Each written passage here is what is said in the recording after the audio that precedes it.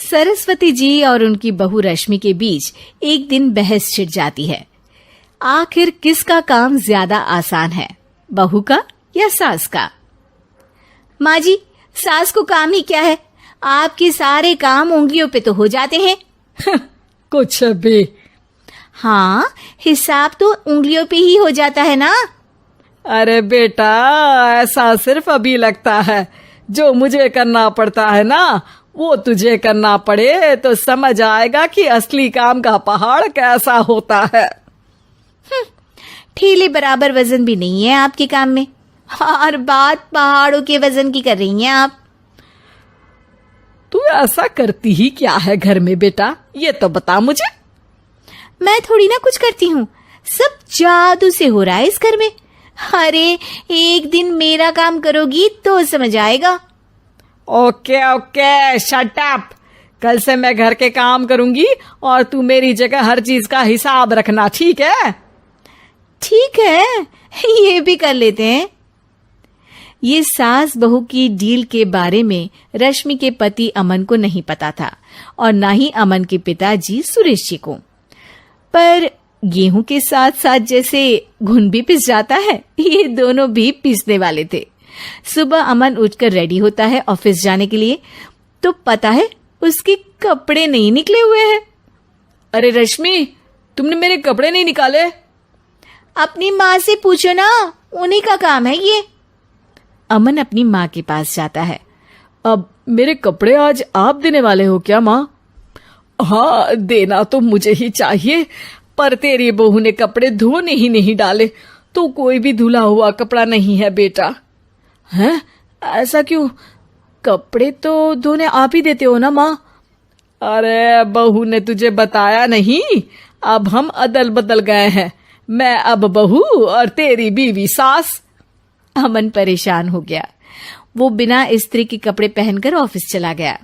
सरस्वती जी अपने घुटने के दर्द के कारण झुककर घर साफ नहीं कर पा रही थी और ना ही खाना बनाना याद रख पाई।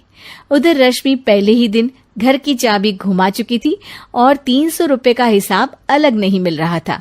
पर दोनों का ही घमंड कैलाश पर्वत से भी बड़ा था और दोनों ही खेमे एक दूसरे की बात मानने को बिल्कुल तैयार नहीं थे। शाम को जब सुरेश जी और अमन खाना खाने बैठते हैं तो सरस्वती जी उनके सामने गाजर और पपीते लाकर रख देती हैं। अरे माँ, ये क्या है? ख्याली पुलाव के साथ सलाद। माँ जी खाना बनाना भूल गई लगता है। अरे एक एक चमन्नी का हिसाब है मेरे पास, खाना बनाना कैसे भूल जाऊंगी? ये तो मैंने पढ़ा था कि फल फ्रूट खाने से सेहत अच्छी रहती है, इसीलिए ये ले, एक फल खा ले।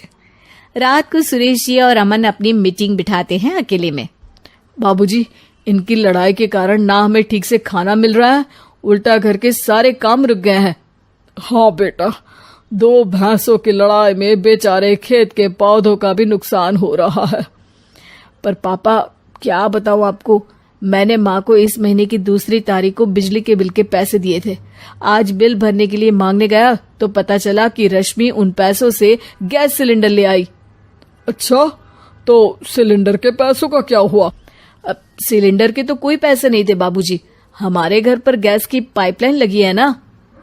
बेटा, इन दोनों का कुछ करना पड़ेगा, नहीं तो अपने घमंड के चक्कर में पूरा घर बर्बाद कर डालेंगे ये दोनों। अमन और सुरेश जी काफी सोच विचार के बाद एक निष्कर्ष पर पहुंचते हैं।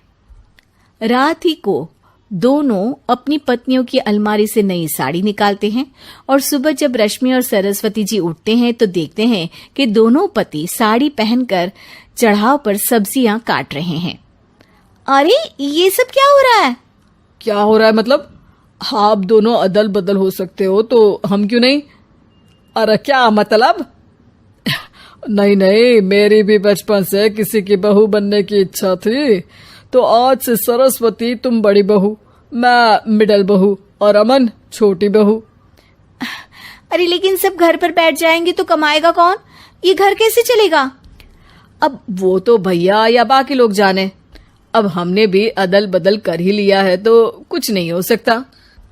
रश्मि और सरस्वती जी को समझ में आ जाता है कि उन दोनों की आपस की डील की वजह से इन दोनों को बहुत तकलीफ हो रही है और उनके ईगो ने दूसरों को कितनी यातनाएं दी है। अब असल में माँ जी आप सही थी, सास बनना बहुत मुश्किल है। अरे हाँ बेटा, और तू भी, मुझसे तो नहीं हो पाया सब घर के काम, वापस बदल ले क्या? हाँ हाँ बिल्कुल माँ जी, और अब आप दोनों भी बदल लीजिए, कोई आ गया तो आप दोनों को देखकर क्या सोचेगा।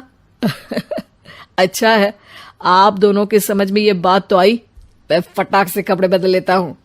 अरे रुक जा बेटा, एक फोटो ले लेती हूँ तेरी, मेरी बेटी होती तो तेरे जैसी ही दिखती साड़ी में। और मेरा फोटो नहीं लोगी?